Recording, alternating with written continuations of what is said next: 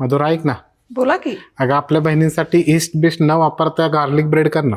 करते की. अगदी सोपी रेसिपी आहे. सगळ्यात आधी गार्लिक बटर तयार करायचं. बटरमध्ये किसलेला लसूण आवडीप्रमाणे मसाले घालून मिसळायचं. बरं, हे जे पीठ मळते ना, या पिठापासून तुम्ही पिझ्झा बेस तयार करू शकता. याच पिठापासून भटुरे करू शकता, नान करू शकता. असा व्हर्सटाईल हा पिठाचा गोळा आहे. बरं, मैद्याऐवजी गव्हाचं पीठ वापरलं तरी काही हरकत नाही.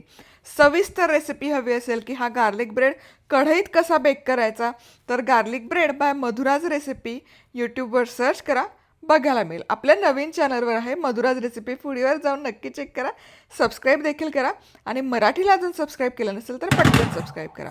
तर अव्हनमध्ये 200 डिग्री सेल्सिअसमध्ये 15 ते 20 मिनिटात छान बेक होतो बघा.